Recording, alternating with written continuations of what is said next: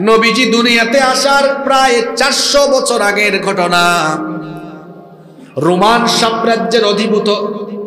সাম্রাজ্যের অধিভুক্ত এক রাষ্ট্রের বাদশা জালিম রাজা ছিল, তার নাম ছিল দাকিয়ানুস। ওই জালিম বাদশা তার রাষ্ট্রের সকল জনগণকে শিরক করতে বাধ্য করত এবং তার রাষ্ট্রে তাওহীদবাদী কোনো মানুষ পেলে ওই মানুষের উপরে সে নির্যাতন করত, নিপীড়ন করত। ওই জালিম বাদশা তার রাষ্ট্রের সকল জনগণকে শিরক করাতে বাধ্য করত। এখনো দুনিয়াতে এমন বহু শাসক আছে যারা তাদের দেশের জনগণকে জোর করে শিরক করাতে বাধ্য করে। সেই দাকিয়ানুস বাদশার আমলে সেই দেশে একদিন রাষ্ট্রীয়ভাবে উৎসব পালন করা হতো, মেলার আয়োজন করা হতো। সেই মেলায় দেশের শিশু, কিশোর, যুবক, তরুণ, আবাল, বৃদ্ধ, বনিতা, নারী, পুরুষ সবাই পার্টিসিপেট করত, সবাই সেই মেলায় অংশগ্রহণ করত।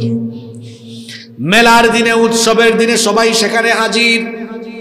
পৌত্তলিকতা, মূর্তি পূজা সেখানে প্রকাশ্যে চলছে, বাধা দেওয়ার কেউ নাই, কারণ স্বয়ং রাজা, স্বয়ং বাদশা সবাইকে বাধ্যতামূলকভাবে এই শিরকি কর্মকাণ্ডে লিপ্ত হতে বাধ্য করছে।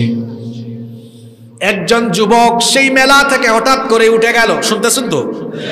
হঠাৎ করে এক যুবক ওই মেলার অনুষ্ঠান থেকে উঠে গেল, সভাস্থল ত্যাগ করে সভাস্থল থেকে ও দূরে একটা গাছ দেখলো। ওই গাছের ছায়ার নিচে বসলো, বসে বসে চিন্তা করলো, আমার জাতির লোকেরা তারা যে শিরক করছে, মূর্তি পূজা করছে, এটা তো আসলে ঠিক নয়। কারণ যেটাকে তারা নিজের হাতে বানিয়েছে ওইটার খালিক স্রষ্টা হলো তারা, তো স্রষ্টাকে সৃষ্টির পূজা করে। তার বিবেক বাধা দিল। সে ভাবলো আসলে স্রষ্টা তো হবেন তিনি, সকল কিছুকে বানিয়েছেন যিনি, সুতরাং তার ইবাদত করা দরকার। এই জন্য সে ওখান থেকে উঠে গাছের ছায়ার নিচে বসে থাকলো।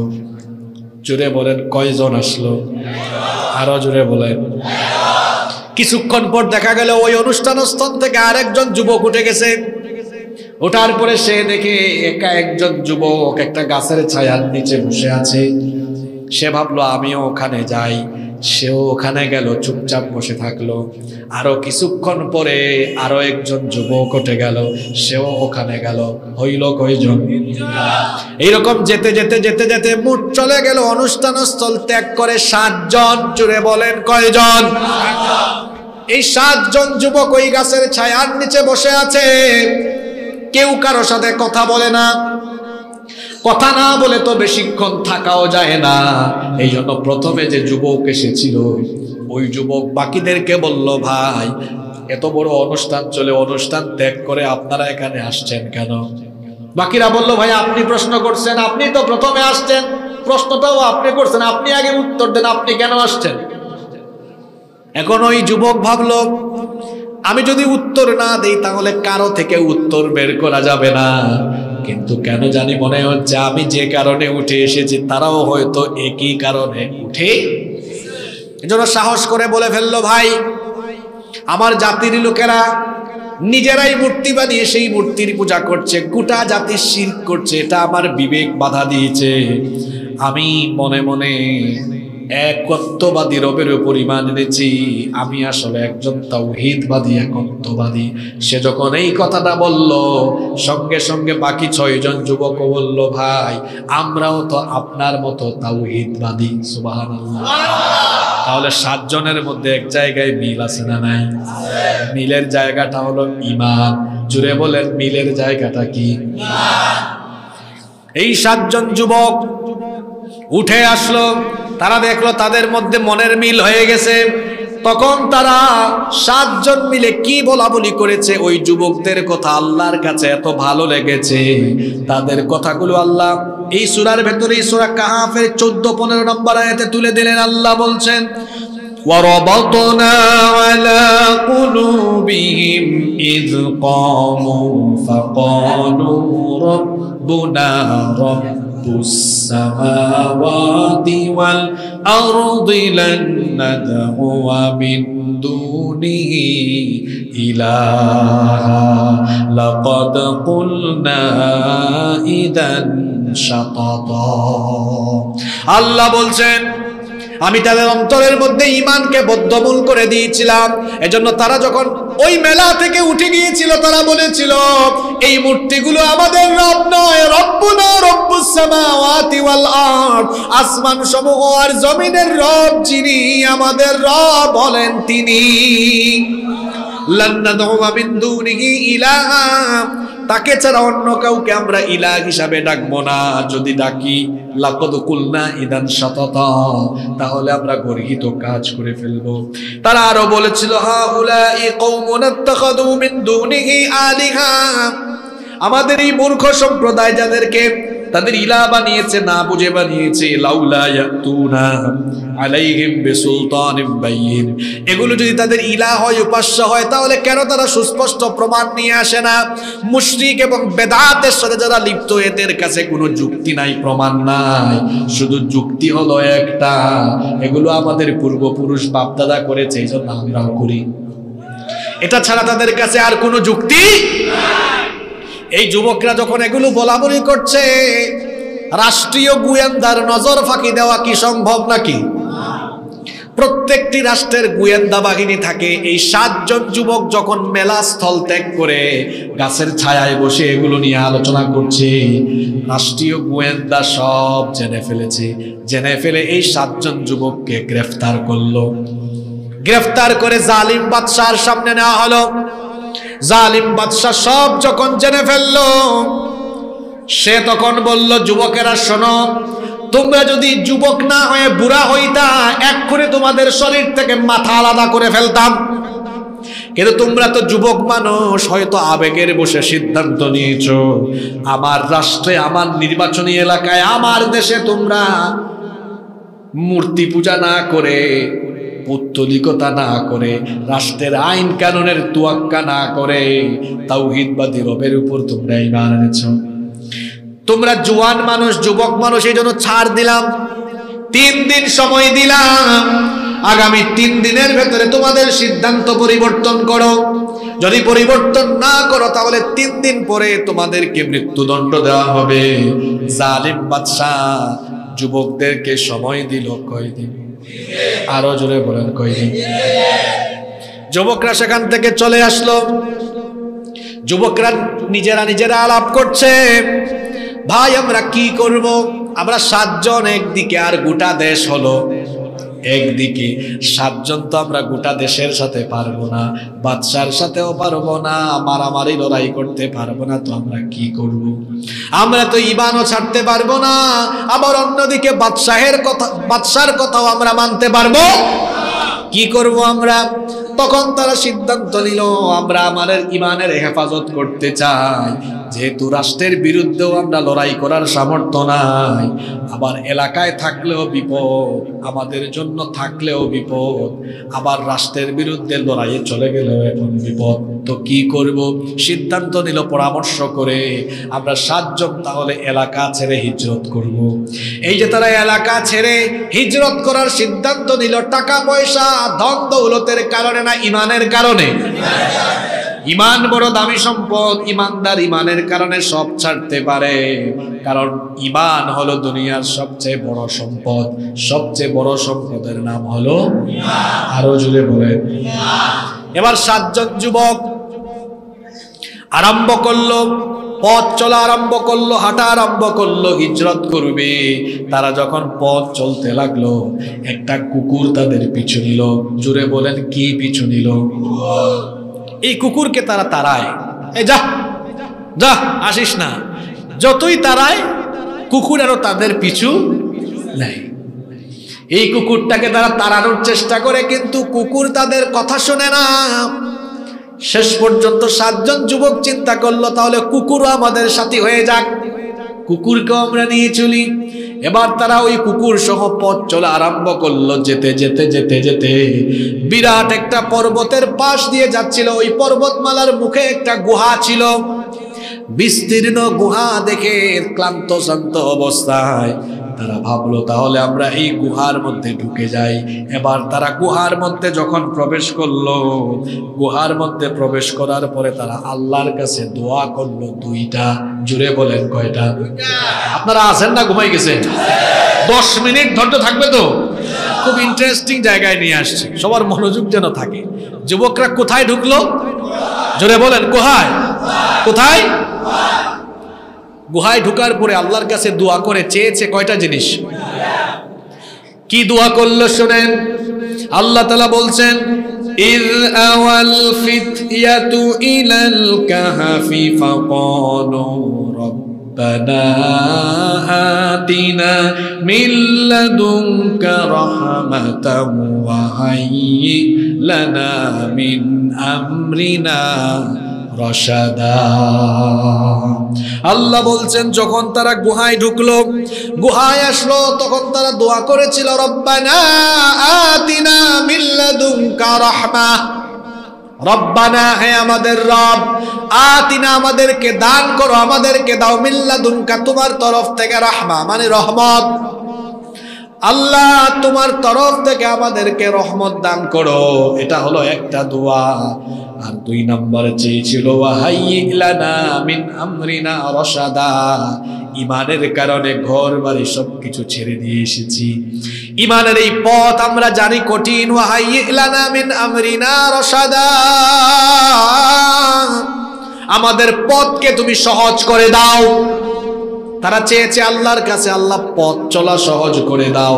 2টা দোয়া করেছে, আল্লাহ আমাদেরকে রহমত দাও আর আমাদের পথটাকে সহজ করে। 2টা দোয়া কবুল করেছেন কে? আল্লাহ বললেন, ও যুবকেরা, তোদের ঈমান আমার কাছে এত পছন্দ হয়েছে, তোরা ঈমানের কারণে তোদের ঘর বাড়ি পরিবার পরিজন এমনকি নিজের এলাকা ছেড়ে দিলে আমাকে ছাড়লি না। ঈমানের কারণে সব ছেড়ে দিয়ে এখন আমার কাছে রহমত চেয়েছিস, তোদেরকে আমি এই রহমত চেয়েছিস, রহমতে দিব। কেমনে আল্লাহ তাদেরকে রহমত দিলেন শুনেন। আল্লাহ পরের আয়াতে বলছেন, ফাদরাবানা আলা আযানিহিম ফিল কাহফি সিনিনা আদাদা। আল্লাহ বলছেন তোরা রহমত চেয়েছিস, এমন রহমত দিলাম, তোদের কান বন্ধ করে দিয়ে তোদেরকে আমি কয়েক বছরের জন্য ঘুম পাড়ায় রাখলাম। সুবহানাল্লাহ কইতে ইচ্ছে করে না? আপনারা বলবেন হুজুর এরা চাইলো রহমত, আল্লাহ ঘুম দিলেন কেন? ঘুমের চেয়ে বড় রহমত আছে নাকি? আর ঘুমের চেয়ে বড় রহমত আছে? এটা যদি বুঝতে চান তো শোনেন, জগতে এমন বহু মানুষ আছে, আপনার এলাকায়ও আছে, খোঁজ নিয়ে দেখবেন, বহুত টাকা পয়সা আছে, ক্ষমতাও আছে, রাতের বেলা বিছানার এপাশ থেকে ওপাশে গড়াগড়ি করে ঘুম। টাকা পয়সা ক্ষমতা সুন্দরী বউ সবই আছে, কিন্তু ঘুম। সারাদিন রিক্সা চালিয়েছে, ভ্যান চালিয়েছে, খেতে কাজ করেছে, বাজারও করতে পারে নাই। সন্ধ্যার পরে বউকে বলেছে, বউ কি আছে? কয় কিছুই নাই। কয় আলু আছে কিনা দেখো তো। কয় আছে। কয় সরিষার তেল দিয়ে আলু ভর্তা বানাও। আলু ভর্তা, ডাল আর গরম গরম মোটা চালের ভাত দিয়ে খাইয়া এশার নামাজের পরে যখন ঘুমাইছে, ঘুমানো মাত্র ঘুমিয়ে গেছে। আর ওইদিকে ওই বেটার এত পয়সা, এত পয়সা, এত টাকা, রাতের বেলা ঘুম। দেখা হইলে সকালবেলা হুজুরকে বলে, হুজুর ঘুমাইতে তো ঘুম তো। আসলে হারাম খুরদের ঘুম থাকে না, হারাম খুরদের ঘুম থাকে না। কোন মানুষ যখন হারাম খায় তার এমনি ঘুম চলে যায়। হারামের একটা আলামত চেহারায় ফুটে উঠে। দেখবেন আমার সম্মানিত ভাই ইমাম সাহেবের বেতন 10-12 হাজার টাকা, এটা দিয়ে খুব কষ্ট করে তিনি চলেন, কিন্তু দেখবেন ইমাম সাহেবের চেহারা সুন্দর, বাচ্চাদের চেহারাও কালো হইলেও চেহারায় মায়া আছে। আর আরেক বেটা জনগণের সব সম্পদ চুরি করে ডাকাতি করে খায়, জনগণের মাল মাইরা খায়, সুদ ঘুষ অন্যায় পথে হারাম পথে অর্থ কামায়। দেখা যায় এসির নিচে থাকে, এসি গাড়িতে চড়ে, ভালো ভালো খাবার দাবারও খায়, তারপরেও দেখবেন চেহারাটা দেখতে কেন জানে চুরের মতো লাগে। খায় তো নিজের মাল্লা, সব মানুষের মাল, যেন চেহারার মধ্যে একটা আলামত ফুটে উঠে। ঠিক কিনা বলেন? কষ্ট হচ্ছে নাকি আপনাদের? এই যুবকরা আল্লাহর কাছে চেয়েছে রহমত। আল্লাহ বললেন তোদেরকে এমন রহমত দিলাম, যা তোরা, আমি তোদের কান বন্ধ করে ঘুম পাড়ায় দিলাম। আচ্ছা, এখানে আরেকটা কথা, আল্লাহ কি বন্ধ করে দিলেন? জোরে বলেন। এখানে কান বন্ধ করার কথা আল্লাহ কেন বলেছে? শোনেন, আপনার কান যদি খোলা থাকে ঘুমাইতে পারবেন না। আমরা যখন ঘুমাই রাতের বেলা, সর্বপ্রথম চোখ বন্ধ করি, সব শেষে কান ঘুমায়। দেখবেন জীবাণু, আপনারা এই নোয়াখালীতে আঞ্চলিক ভাষায় জীবাণুকে কি বলেন? তন্ত্রাকে জুরুনি, জুরুনি। ঠিক আছে, আমার মাখরাজ মনে হয় ঠিক মতো হয় নাই, আপনারা বুঝলে হয়েছে। তো এই দেখবেন ঝুরুনি আসছে অথবা ঘুমাইছে, হঠাৎ করে কাচের কিছু ঘরে পড়ছে, বিকট আওয়াজ হয়েছে, দেখবেন ঘুম ভেঙে যায়, কারণ কান তখনও। আবার আমরা যখন সকালবেলা চোখ খুলি, তখন চোখ খোলার আগে আগে কান সজাগ হয়। দেখবেন ফজরের আজান আগে কোন দিক দিয়ে ঢুকে? মানুষ যখন ঘুমিয়ে যায়, সব শেষে কান নিস্তেজ হয়, তখন গভীর ঘুমে আচ্ছন্ন হলেন। তো আল্লাহ বলেছেন রহমত চেয়েছিস, তোদের কান বন্ধ করে একদম সতেজ ফ্রেশ একটা ঘুমে তোদেরকে রেখে দিলাম। সুবহানাল্লাহ। আরেকটা দোয়া করেছিল, আল্লাহ আমাদের কাজ সহজ করে দাও। তো তারা যে পথে আছে তাদের পথ চলা সহজ, তাদের পথটা ইমানের পথ। কিসের পথ? তাদের পথ চলা তারা আল্লাহর কাছে চেয়েছে, আল্লাহ সহজ করে দাও। আল্লাহ বলেন, যা, এইটাও কবুল করলাম, তোরা ঘুমায় থাক। যাদের কারণে তোরা দেশ ত্যাগ করলি, এদেরকে সাইজ করা, এদেরকে ইমানের পথে আনার দায়িত্ব তোদের না, আমি আল্লাহ নিজেই এনে দিব। সুবহানাল্লাহ কইতে ইচ্ছে করে না? এই যুবকগুলো এই যে ঘুমালো, কতদিন ঘুমিয়েছে শুনেন? আল্লাহ বলছেন এই যে তারা ঘুমালো, ওয়ালাবিথু ফি কাহফিহিম 300 সিনিনা ওয়াজদাদু 9। যখন তারা এভাবে ঘুমালো, কান বন্ধ করে ঘুম পাড়ালাম, এক ঘুমে 309 বছর কেটে গেল। কত বছর? এই যুবক পোলা পাইন, তোমরা কথা কও না কেন? কত বছর? আপনারা ঘুমান কয় বছর? কয়েক ঘন্টা, 3, 4, 5, 6 ঘন্টা, তাই না? আর এই যুবক ঘুমাইছে, এই 7 জন যুবক, কত বছর? এই 309 বছরে আল্লাহ গোটা এই রাষ্ট্রকে সাইজ করে দিয়েছেন। গোটা রাষ্ট্রের সব মানুষকে আল্লাহ তার কুদরতি ব্যবস্থাপনায় তাওহীদবাদী বানিয়ে দিয়েছে। সুবহানাল্লাহ পড়বেন না? আবার লম্বা ঘটনা আমি সংক্ষেপে বলছি। এরা যখন ঘুমিয়ে গেল, এদের ঘুমটা যেন না ভাঙে, ঘুমে যেন ডিস্টার্ব না হয়। আল্লাহ বলেছেন, ও নবী, ঘুমে যেন ডিস্টার্ব না হয়, এই জন্য তাদের গুহার মুখ ছিল উত্তর দিকে। সূর্য যখন উদিত হতো, সূর্য যখন উঠতো, সূর্যের আলো যদি গুহার ভেতরে ঢুকতো, তাদের গায়ে সূর্যের আলো লাগলে ঘুম ভেঙে যেত। এই জন্য আমি আল্লাহ এই ইমানদার যুবককে এত পছন্দ করেছি, এত ভালোবেসেছি। প্রত্যেক দিন সূর্য উঠানোর সময় আমি ডান দিকে কাত করে উঠাতাম, আর সূর্য ডুবানোর সময় বাম দিকে কাত করে ডুবাতাম, যাতে তাদের ঘুমের মধ্যে কোনো বিঘ্নতা সৃষ্টি না হয়। শুধু তাই নয়, এভাবে চিত হয়ে যদি শুয়ে থাকে, পোকামাকড় ডিস্টার্ব করবে। এই জন্য আমি তাদেরকে ডান বাম পাশ করিয়েছি, যাতে করে পোকামাকড়ও ডিস্টার্ব না করে। এভাবে আল্লাহ তাদেরকে 309 বছর ঘুম পাড়িয়ে রাখলেন। জোরে বলেন, কয় বছর? আপনারা আছেন নাকি এখানে? এবার শুনেন, যা কিছু বলার জন্য এতক্ষণ এই ঘটনাটা শুনাইলাম, 309 বছর পরে আল্লাহ এদেরকে ঘুম থেকে উঠাইছে। কত বছর পরে? 309 বছর পরে এরা যখন ঘুম থেকে উঠেছে, একটা আরেকটা জিগায়, এই কাম লাবিসতুম, কত সময় ঘুমাইছো?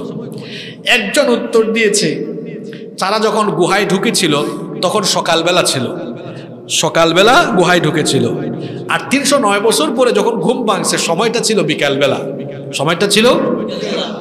একটা আরেকটা জিগায় ঘুম থেকে উঠে, কি রে কতক্ষণ ঘুমাইছ?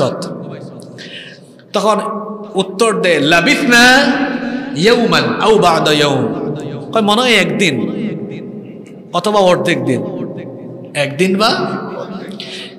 একজন বলতেছে মনে হয় সকালে ঘুমাইছি বিকালে উঠছে, একজন বলতেছে না মনে হয় একটু বেশি ঘুমাইছি, একদিনের উপরে হয়ে তর্ক শুরু হয়ে গেছে। তর্কাতর্কি আরম্ভ হয়েছে, কেউ বলে এতক্ষণ, আরেকজন বলে না এতক্ষণ। এরকম তর্কাতর্কি যখন শুরু হয়ে গিয়েছে তখন তারা বলল ক্বালু রাব্বুকুম আ'লামু বিমা লাবিসতুম। ভাই তর্কাতর্কি বাদ দাও, কতক্ষণ আমরা ঘুমিয়েছি কেউ জানে না, জানেন যিনি তিনি কে। তর্কাতর্কি বাদ দাও, ঘুম থেকে উঠলে পেটে কি লাগে? আরো জোরে বলেন ভাই, তর্ক বাদ দাও, আগে পেটে কিছু দাও। এবার 7 জন পকেট থেকে পয়সা বের করলো, রৌপ্য মুদ্রা বের করে একজনকে টাকাগুলা দিল, মুদ্রাগুলা দিল। মুদ্রাগুলো দিয়ে তারা তাকে বলল ফাবাসু আহাদাকুম বিওয়ারিকিকুম হাদিহি ইলাল মাদিনা। এই রৌপ্য মুদ্রা নাও, বাজারে যাও, বাজারে যাও, গিয়ে যা পাও তা কিনে ফেলিও না। ফালইয়ানজুর আইয়ুহা আযকা তাআমা, পবিত্র খাবার যেটা বাবা সেটা কিনবা। এখান থেকে একটা শিক্ষা নেন, টাকা পয়সা আছে বলেই হারাম জিনিস খাওয়া যাবে না, বরং টাকা পয়সা থাকলেও হালাল জিনিসগুলা খাওয়া লাগবে। বললো যাও ভাই, তুমি গিয়ে দেখো, বাজারে গিয়ে পবিত্র কোনো জিনিস হালাল খাবার। আমরা 7 জন তো ইমানদার, আর সবগুলা তো বেঈমান, হারাম খাবার আর ভালো খাবার। আবার পাঠানোর সময় বলতেছে মুখ বেঁধে যাও, কারণ দেখলেই বিপদ আছে না নাই, আমাদের নামে মামলা আছে, যাও। কারণ যদি টের পায় তো সবগুলারে আবার অ্যারেস্ট করবে, মৃত্যুদণ্ড দিবে, পাথর নিক্ষেপ করবে, অথবা আমাদেরকে জোর করে তাদের ধর্মে নিয়ে যাবে। সাবধানে যাও। যারে পাঠাইছে, শুনতেছেন তো আপনারা? গুহা থেকে বের হয়ে সে দেখে হায় হায়, সব কেমন জানি অচেনা আর অজানা, কেমন কেমন জানি লাগে। এমন লাগে কেন? আপনাদের দুর্গানগর 2000 সালে, আজ থেকে 24 বছর আগে কি এরকম ছিল? এরকম ছিল? অন্যরকম ছিল। আজ থেকে 50 বছর আগে এরকম ছিল? ছিল না। এটা স্কুলের মাঠ। এই স্কুল প্রতিষ্ঠিত হয়েছে কত সালে? 67। যিনি 1967 আগে মারা গিয়েছেন, অলৌকিকভাবে তিনি যদি জীবিত হন, তিনি এই এলাকার সবকিছু দেখে হতভম্ব হয়ে যাবে, কিরে এত কিছু হইল কেমনে? ঠিক কিনা? এই লোক গুহা থেকে বের হয়ে দেখে সবকিছু উলট পালট লাগে। আমি গুহাতে ঢোকার আগে ছিল যেমন তেমন, ভাবছে বুঝছি, মনে হয় ঘুম থেকে উঠছি, এই জন্য একটু কেমন কেমন। কিন্তু একটু সামনে এগিয়ে যাওয়ার পর ডানে বামে যে মানুষ দেখে, এখন তো আরো অবাক হয়ে গেছে। কই কিরে, একটু আগে দেখলাম এলাকা একটু উলট পালট লাগে, এখন কি মানুষও উলট পালট হয়ে গেল? আমার না হয় মুখ বান্দা, আমার করিম চাচা রহিম চাচা আমাকে দেখে না, আমাকে চিনতেছে না, কিন্তু আমার করিম চাচাকে দেখি না, রহিম চাচাকেও দেখি না, আরো কিছু চাচাদেরকে দেখি। আমার এলাকার এত যুবক ছেলে ফেলেছিল, কাউরে দেখি না, সব দেখি নতুন নতুন লাগে। পরে ভাবতেছে বুঝছি, মনে হয় আমাদের এলাকায় অন্য কোনো রাষ্ট্র থেকে কোনো প্রতিনিধি দল বেড়াতেও তো আসতে। ভাবতেছে কিরে, মানুষও নতুন লাগে, এলাকাও নতুন লাগে, কি হইল ঘটনা? ভাবতে ভাবতে ভাবতে ভাবতে বাজার পর্যন্ত গেছে। বাজারে গিয়ে এক দোকান থেকে কিছু খাবার দাবার কিনেছে। দোকান থেকে খাবার দাবার বা কোনো কিছু কিনলে আমরা কি দেই? এখন বেচারা টাকা দিয়ে চলে যাচ্ছে। দোকানদার বলে, এই মিয়া খারান, জিনিস নিয়ে যান। আমার জিনিস কোথায়? টাকা দেন। কয় দিছি না। এটা কি দিছেন? আচ্ছা বলেন তো, 2024 সালের মুদ্রা আর 1990 সালের মুদ্রা, আমাদের বাংলাদেশি যে মুদ্রা আছে, টাকা যে ছাপাগুলো, মুদ্রণ কি একরকম? এখানে যে ছেলেরা আছো, যারা এখনো ছাত্র পড়াশোনা করো, তরুণ যুবক যারা আছো, এখানে যাদের বয়স 15-16 বছর, এরা 10 পয়সা 20 পয়সা দেখে নাই, 25 পয়সা দেখে নাই। দেখছে এরা দেখেও না এগুলো। আমরা ছোটবেলায় ওই যে 1 টাকার কয়েন দেখছি, লাল লাল, মনে আছে? 25 পয়সাও ছিল, 10 পয়সাও ছিল, এখন ওগুলা নাই। এখন টাকার মুদ্রণ, এখন তো 200 টাকার নোটও আছে, 1000 টাকার নোটও আছে। এক সময় 500 টাকার নোট আরেক রকমের মুদ্রণ ছিল। তো পাকিস্তান পিরিয়ডে একরকম মুদ্রা ছিল, আবার আমরা যখন ভারতীয় উপমহাদেশে ছিলাম, যখন অখণ্ড ভারত ছিল, তখন মুদ্রা আরেক রকম ছিল। ব্রিটিশ পিরিয়ডে মুদ্রা আরেক রকম। এখন এই লোক খাবার কিনে দোকানদারকে যে মুদ্রা দিয়েছে, এটা কত বছর আগের মুদ্রা? এখন এই মুদ্রা কি এখন চলে? আচ্ছা, আপনাদের এলাকায় মন্টু ভাইয়ের দোকান থেকে কিছু কেনার পরে কেউ যদি পাকিস্তানের মুদ্রা অথবা ইন্ডিয়ার বর্তমান রুপি, বর্তমানটাও দেয়, রুপি দিয়ে চলে যায় বা ডলারও দেয়, কাজ হবে? বলবে ভাই আমারে টাকা দে। কি দে? এই লোক চলে যাচ্ছে 309 বছর আগের মুদ্রা দিয়ে। দোকানদার বলে এই মেয়ে দাঁড়ান, টাকা দিয়ে যাও। মিলে গেছে না? যাই হোক, এটা হয়তো অনাকাঙ্ক্ষিত ভাবে মিলছে, আমি আসলে জানি না। মন্টু ভাই কিন্তু খুশি মনে মনে যে হুজুর আমার নামটা বলছে। অসুস্থ, আল্লাহ শিফা দান করেন। কেমনে কেমনে আজকের ওয়াজে একদম দোকানদারের নামও কমন পড়ে গেছে। আপনারা আবার ভাবিয়েন না হুজুর মনে হয় মন্টু ভাইয়ের দোকানের বিজ্ঞাপন দিয়ে গেল। আসলে আমি জানতামই না এখানে যে মন্টু নামে কেউ আছে।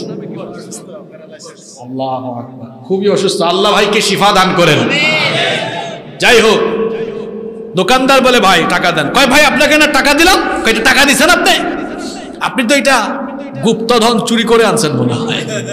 এখন আরো বিপদে পড়ছে। কয় ভাই গুপ্তধন হবে কেন, এটা তো আমার টাকা, আমি আপনাকে আমার টাকায় দিয়েছি। কয় না, সত্যি কথা বলেন, আপনি এটা কোন জাদুঘর থেকে আনছেন অথবা কোথার থেকে চুরি করে আনছেন? কয় ভাই না, এটা আমার টাকা।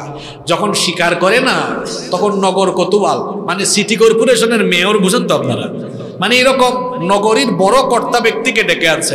নগর কোতোয়াল এসে ওই মুদ্রা দেখে অবাক। এই যুবক, তুমি তো এই মুদ্রা কোনো জাদুঘর থেকে নিয়ে এসেছো চুরি করে, নইলে তুমি কোথাও থেকে কোনো গুপ্তধনের মালিক হয়েছে, কোথায় পেয়েছো বলো? এই যুবক বলে ভাই আপনাদের মাথা কি খারাপ হয়েছে? শুধু আমার টাকা দিয়েছে, গুপ্তধন হবে কেন? মুদ্রা টাকা, এই টাকাটাই তো দিয়েছে। নগর কোতোয়াল বলল না না, এর কাছে আরো বিরাট কোনো গুপ্তধন থাকতে। সে খবর দিয়েছে বাদশাকে। বাদশা খবর পাইয়া বাদশাও হাজির হয়েছে। বাদশা বলল এই যুবক, তুমি এই মুদ্রা কোথায় পেয়েছো? কি বলেন আশ্চর্য কথা, এই মুদ্রা তো আমার, আর আমার সাথীরাও আছে আমার সাথে, এগুলো আমার সাথীদের টাকা। কয় তোমার সাথীরা কোথায়? কয় আছে তো। কয় কোথায়? কয় যে গুহায়। কয় নিয়ে চলো। এবার গেছে কোথায়? শুনতেছেন তো আপনারা? বাদশা সহ গেছে গুহায়। যাওয়ার পরে বাদশা বলতেছে দেখো আমি কিন্তু বাদশা, তোমরা আমার কাছে সত্য কথা স্বীকার না করলে আমি কিন্তু অ্যাকশন নিব। যুবকরা এখন বলে আপনি আবার কিসের বাদশা? কারণ যুবকরা তো ভাবছে তারা সকালে ঘুমাইছে বিকালে, তারা তো বাদশাকে চিনে। এখন তারা তো আর জানে না 309 বছরে 7-8টা জেনারেশন শেষ, কত বাদশা শেষ, এটা নতুন। যুবকরা বলে আপনি ফাইজলামি করেন না, আপনি কি এর বাদশা? আমরা বাদশাকে ভালো করেই চিনি, বাদশার সাথে আমাদের দেখা সাক্ষাৎ। আশেপাশের লোকেরা বলে এই ফাইজলামি করতে করতে তোমরা বাদশাকে নিয়ে ইয়ে করতেছো, ফাইজলামি, এটা আমাদের বাদশা। বাদশা তখন বললেন এই আমি বাদশা না, তোমাদেরকে কে বলছে? কয় আমরা বাদশাকে চিনি, বাদশা আমাদেরকে মৃত্যুদণ্ডের আদেশ দিয়েছেন বলেই তো আমরা 7 বন্ধু এখানে, আপনি কি এর বাদশা? তখন এই বাদশা বুঝলো, বুঝছি, তার মানে আমার আগেকার জামানার বাদশাদের আমলে এদের বিরুদ্ধে কোনো মামলা মনে হয়। এবার এদের পরিচয় বের করার জন্য বাদশা তার অফিসের কর্মচারীদেরকে বললেন আমার আগের জামানার বাচ্চাদের ফাইল তলব করো। ফাইল তলব করে দেখো এই 7 জনের নামে কোনো মামলা পাওয়া যায় কি।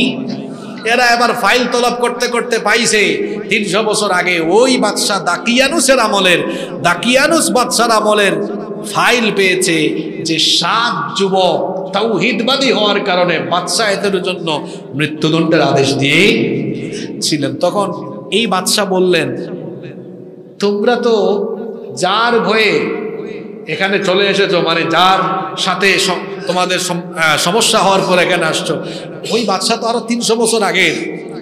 309 বছর তোমরা এত সময় এই গুহার ভেতরে আসছো কেমনে? কয় কি আর 309 বছর, আসছি সকালে মাত্র, বিকালে না ঘুম থেকে উঠছি। বাদশা বুঝায় বললেন যে না, সকাল বিকালের ব্যাপার না, এখানে তোমরা 309 বছর পর্যন্ত এখানে ঘুমিয়েছিলে। এখন আপনাদের প্রশ্ন হতে পারে হুজুর এরা না হয় 309 বছর ঘুমাইলো, আল্লাহ হঠাৎ করে এদেরকে আবার জিন্দা করছেন কেন? এর একটা কারণ আছে না নাই? জি, আল্লাহ এদেরকে কেন জাগ্রত করলেন, ঘুম থেকে উঠালেন, কারণটা কি বলবো? ওই যে যুবকরা আল্লাহর কাছে দোয়া করছিল কয়টা মনে আছে? একটা রহমতের রহমত তো পাইছে, ঘুমাইছে। আরেকটা বলছিল আল্লাহ আমাদের পথ কি করে দাও। আল্লাহ এমন সহজ করছেন, এমন সাইজ করছেন, গোটা রাষ্ট্রের মানুষ ইমানদার হয়ে গেছে। সুবহানাল্লাহ। ইমানদার হলেও ওই জামানার মানুষগুলো মৃত্যু পরবর্তী জীবনের ব্যাপারে সন্দেহ সংশয় নিরূপণ করত। মৃত্যু পরবর্তী জীবন আখিরাতের ব্যাপারে তারা সন্দেহ রাখত। মৃত্যুর ব্যাপারে আমাদের কারো কোনো সন্দেহ। সকল ধর্মের মানুষ মৃত্যু বিশ্বাস করে, কিন্তু মরার পরে যে আবার আল্লাহ জীবিত করবেন এইটাও অনেক মানুষ পৃথিবীতে বিশ্বাস করে। এই বাদশার আমলে মানুষগুলো ইমানদার হলেও মৃত্যু পরবর্তী জীবনের ব্যাপারে তারা সন্দেহ রাখত। এই জন্য এই বাদশা অত্যন্ত পরহেজগার ছিল। বাদশা দোয়া করেছিল, আল্লাহ এমন কোন অলৌকিক ঘটনা ঘটাও যাতে করে আমার দেশের মানুষগুলো মৃত্যু পরবর্তী জীবনের ব্যাপারে ঈমান ভালো করে আনে। এই বাদশার দোয়া আল্লাহ কবুল করে এই অলৌকিক ঘটনা ঘটালেন। গুহার ভেতরে 309 বছর ঘুমিয়ে থাকা যুবকগুলোকে আল্লাহ ঘুম থেকে জাগ্রত করলেন। এরপরে বাজারেও পাঠালেন। বাজারে পাঠানোর পরে কথাবার্তা বলা, সব ঘটনা তো বললাম, পরিচয় আল্লাহ করালেন। কেন আল্লাহ করালেন এবার আল্লাহ তাআলা সেটা বলছেন। এই ঘটনাটা আমি এই জন্য ঘটালাম, ওয়াকাযালিকা আ'থারনা আলাইহিম লিয়া'লামু আন্না ওয়া'দাল্লাহি হাক্কুন ওয়া আন্নাস-সাআতা লা রাইবা ফিহা। এই ঘটনাটা আমি এই জন্য ঘটিয়েছি, এদের পরিচয় আমি এই জন্য মানুষকে জানিয়েছি। 309 বছর পরে ঘুম থেকে উঠায় এদের পরিচয় সবার সামনে ফাঁস করে দিয়েছি এই জন্য, যাতে করে তারা জানতে পারে লিয়ালামু আন্না ওয়াদাল্লাহি হক, আল্লাহর ওয়াদা সত্য। কিয়ামতের জন্য ওয়াদা করেছেন কে? যাতে করে তারা জানে আল্লাহর ওয়াদা সত্য। ওয়া আন্নাস-সাআতা লা রাইবা ফিহা, অবশ্যই কিয়ামত আছে, আখিরাত আছে, কোনো সন্দেহ নাই। আল্লাহ তাআলা ওই রাষ্ট্রের মানুষদের চোখের সামনে 309 বছর ঘুমিয়ে থাকা যুবকগুলোকে ঘুম থেকে জাগ্রত করে চোখের সামনে এই ঘটনা দেখায়া আল্লাহ বুঝাতে চাইলেন, 309 বছর একটানা ঘুম পাড়িয়ে রাখার পরে আল্লাহ যদি ওদেরকে ঘুম থেকে উঠায়া তোমাদের সাথে কথা বলাতে পারে, তো তোমরাও যদি মরার ঘুম দাও, তোমরাও যদি মৃত্যু বরণ করো, মরার পরে আবার আল্লাহ তোমাদেরকে জীবিত করে তোমাদের সাথে কথাবার্তা বলে হিসাব নিকাশও নিতে পারবে। পারবেন কিনা? পারবেন কিনা? এই হলো আসহাবে কাহাফের ঘটনা। ঘটনাটা বলে মজা দেওয়ার জন্য আসি নাই। এখান থেকে 4টা শিক্ষা নিয়ে বাড়ি যান। কয়টা শিক্ষা? জোরে বলেন কয়টা? শুনতেছেন তো সবাই? এই 4টা মুখস্থ করবেন। এক নম্বর শিক্ষা হলো আজকের এই গোটা আলোচনা থেকে ভবিষ্যতের কোনো কথা বা কাজের ক্ষেত্রে বলতে হবে ইনশাআল্লাহ। নইলে নবীজির কাছে ইনশাআল্লাহ না বলার কারণে ওহী আসতে লেট হয়েছিল কয়দিন। এজন্য ভবিষ্যতের কথা বা কাজের ক্ষেত্রে বলতে হবে ইনশাআল্লাহ। এটার আবার সঠিক ব্যবহার হবে না অপব্যবহার হবে। এরপরে আসেন 2 নম্বর শিক্ষা হলো জালিমের সামনে সত্য কথা বলতে কখনো ভয় পাওয়া যাবে না। এই 7 জন যুবককে অ্যারেস্ট করে গোয়েন্দা বাহিনী যখন জালিম বাদশার সামনে নিয়েছিল, জালিম বাদশা বলেছিল, যুবকরা আমার কাছে যে তথ্য এসেছে মামলার অভিযোগ কি সত্য? যুবকরা তখন ভয় পাইয়া চুপচাপ হয়ে গেছিল। যুবকরা তখন বলেছিল, হ্যাঁ যা শুনেছেন সত্য, আমরা 7 জন আল্লাহর উপরে ঈমান এনেছি। এই 7 জন যুবক তারা জানতো এই কথার পরে আমাদের মৃত্যু হতে পারে, এই জালিম বাদশা আমাদের যে কোনো ক্ষতি করে ফেলতে পারে, এটা জেনেও তারা জালিমের সামনে সত্য বলেছে। সুতরাং এই নোয়াখালীর যুবকদেরকে আসহাবে কাহাফ থেকে শিক্ষা নিয়ে নোয়াখালীর যুবকদেরকে গুহাবাসী যুবকের মতো সাহসী হতে হবে। জালিমের সামনে জীবন যদি শঙ্কিত হয়ে যায় তাও সত্য কথা বলতে হবে। যুবকরা পারবে তো? কোন জালিমের রক্তচক্ষুকে ভয় করা যাবে না। গুহাবাসী এই যুবকদের মতো সাহসী হয়ে কোরআনের পতাকা তোলে, ইসলামের পতাকা তোলে ঐক্যবদ্ধ হয়ে আল্লাহর দ্বীনের পথে অটল থাকতে হবে। জালিমকে ভয় করা যাবে না। আল্লাহ এরকম হওয়ার তৌফিক দেন।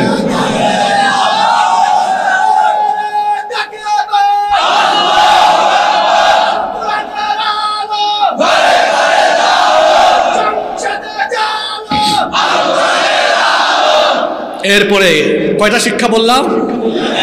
3 নম্বর, শিরকের ক্ষেত্রে কোনো আপোষ।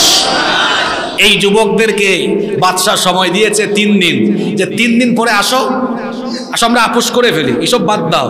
যুবকরা কি আপোষ করেছে? এই যে একজন ভাই বলল আল কোরআনের আলো ঘরে ঘরে সংসদে জ্বালো, সব জায়গায় জ্বলার দরকার আছে না নাই? কোরআনের পথে থাকতে গিয়ে আপোষ আসবে, অনেক সময় বলবে আপোষ করো, এটা দিব ওইটা দিব, লোভ লালসা দেখাবে। কিন্তু ইমানদাররা, হকপন্থীরা কখনো সত্যের পথে আপোষ প্রস্তাবকে গ্রহণ করবে না, বরং ইমানদারেরা ইমানের জন্য জীবন দিবে, তাও সত্যের উপরে টিকে থাকবে। এটা আজকের আলোচনার 3 নম্বর শিক্ষা। 4 এবং সর্বশেষ গুরুত্বপূর্ণ শিক্ষা হলো শেষ ভালো যার, সব ভালো। এই পুরা কাহিনী দিয়া আল্লাহ আসলে আখিরাতের জীবন যে আছে এটা বুঝাই দিতেছে। এই যে মরার পরে, এই যে আমার দিকে তাকান, বলছিলাম না শেষ কথাটা শুনতে হবে, শেষ ভালো যার, সব ভালো। আজকে মাদের উদ্দেশ্য, বোনদের উদ্দেশ্য শেষ কথাটা বলে যাচ্ছি, সবার উদ্দেশ্যে। 4 নম্বর শিক্ষা হলো যে আল্লাহ তাআলা 309 বছর এই এদেরকে ঘুম পাড়ায়া উঠাইতে পেরেছেন, আমরা মরে গেলে আল্লাহ চিন্তা করতে পারবেন না? হিসাব নিবেন না? এই মরার পরে আল্লাহ হিসাব নিবেন, এই ভয়টা অন্তরে থাকলে নামাজ কাজা হবে? জোরে বলেন হবে? সুদ ঘুষ খাবে, অন্যায় করবে, লুটপাট করবে, মানুষের মাল মাইরা খাবে। আমার মা বোনটা যদি এই ভয়টা রাখে মরার পরে আল্লাহ হিসাব নিবেন, বেপরদা অবস্থায় ঘর থেকে বের হবে, তাহলে বোঝা গেল আখিরাতের ভয়, পরকালীন ভয় মানুষকে জান্নাতের পথে ধাবিত করে। এজন্য 4 এবং সর্বশেষ শিক্ষা হলো আমরা আখিরাতের জবাবদিহিতা অন্তরে লালন করে জীবন পরিচালনা করব। সূরাতু আল কাহফ, এই সূরাটি কোরআনুল কারীমের অত্যন্ত ফজিলতপূর্ণ একটি সূরা। এই সূরার অনেক ফজিলত রয়েছে। মুসলিম শরীফের এক রিওয়ায়াতে এসেছে, আবু দারদা রাদিয়াল্লাহু আনহু, তিনি এই হাদিসের বর্ণনাকারী সাহাবী, তিনি বলেছেন রাসূল করিম সাল্লাল্লাহু, কেউ তো বললেন না, সবাই পড়েন সাল্লাল্লাহু আলাইহি ওয়াসাল্লাম বলেছেন, মান হাফিযা 10 আয়াতিন মিন আউয়ালি সূরাতিল কাফি উসিমা মিন ফিতনাতিদ দাজ্জাল। নবীজি বলেছেন যে ব্যক্তি সূরাতু আল কাহফের প্রথম 10টা আয়াত মুখস্থ করবে, আল্লাহ তাআলা ওই ব্যক্তিকে দাজ্জালের ফিতনা থেকে বাঁচিয়ে দিবে। ওয়া ফি রিওয়ায়াতিন উখরা, আবার মুসলিম শরীফের অন্য রিওয়ায়াতে এসেছে, আল্লাহর হাবিব বলেছেন, মান হাফিযা 10 আল-আওয়াখির মিন সূরাতিল কাফি উসিমা মিন ফিতনাতিল মাসিহিদ দাজ্জাল। নবীজি বলেছেন যে ব্যক্তি সূরাতু আল কাহফের শেষের 10টা আয়াত মুখস্থ করবে, আল্লাহ তাআলা ওই ব্যক্তিকে দাজ্জালের ফিতনা থেকে রক্ষা করবে। মুসলিম শরীফের 2 রকম বর্ণনা, এক হাদিসে এসেছে প্রথম 10 আয়াত, অন্য হাদিসে এসেছে শেষের 10 আয়াত।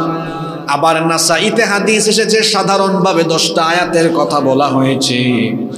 নাসাঈর বর্ণনায় হাদিস এসেছে, নবীজি বলেছেন, মান ক্বারা 10 আয়াতিন মিন সূরাতিল কাফি উসিমা মিন ফিতনাতিদ দাজ্জাল।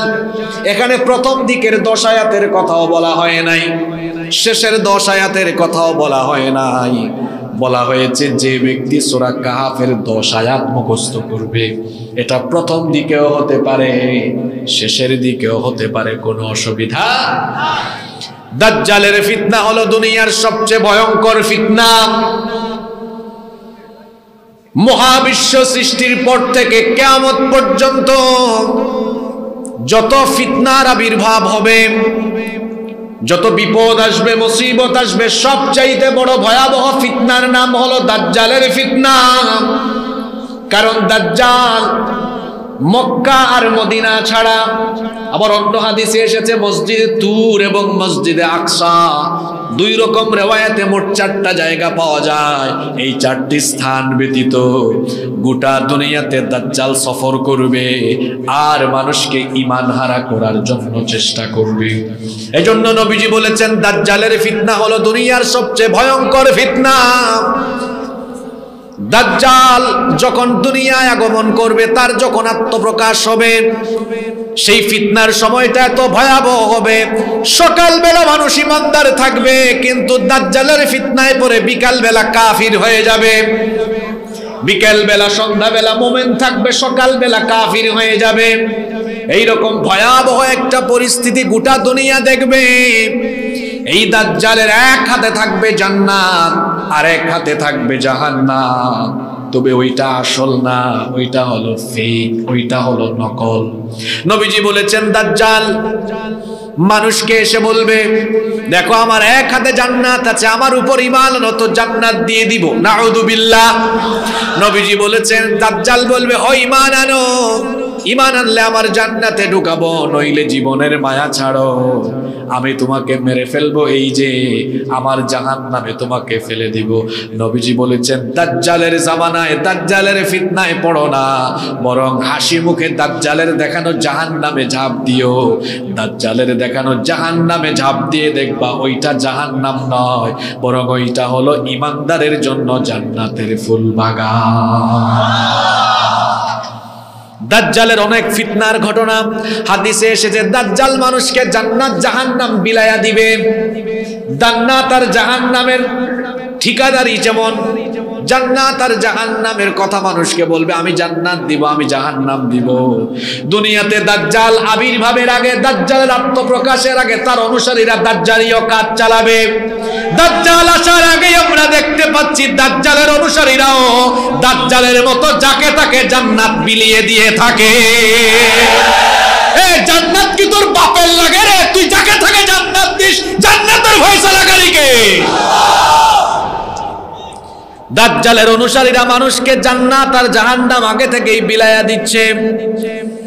নবীজি বলেছেন দাজ্জালকে চিন্তা কেমনে? আল্লাহর হাবিব বলেছেন মাকতুবুন বাইনা আইনাইহি কাফারা, তার এই কপালের মধ্যে কোন কোন রিওয়ায়াতে এসেছে কাফারা, আরবি এই তিনটা অক্ষর, আবার কোন কোন রিওয়ায়াতে এসেছে কাফির লেখা থাকবে। অশিক্ষিত মানুষ কিন্তু যদি ঈমান থাকে, পড়ালেখা না জানলেও ঈমানদার, অশিক্ষিত ব্যক্তিও দাজ্জালের কপালে লেখা এই কাফির শব্দটা পড়তে পারবে।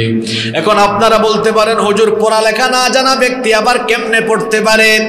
পড়ালেখা না জানলেও ঈমান যদি থাকে সে পড়তে পারবে। এই কারণে, কারণ তার অন্তরের মধ্যে ঈমানের নূর থাকার কারণে ওই ব্যক্তির অন্তর্দৃষ্টি যিনি খুলে দিবেন তিনি কে?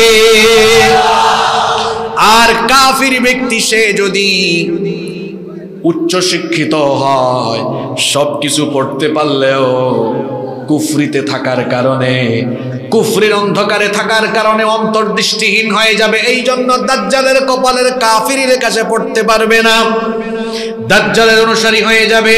পৃথিবীর এমন কোন পয়গাম্বার নাই যেই পয়গাম্বার তার উম্মতকে দাজ্জালের ব্যাপারে সতর্ক করেন নাই। এই জন্য নবীজি বলেছেন মা মিন নাবিয়্যিন ইল্লা ওয়াকাদ আনযারা উম্মাতা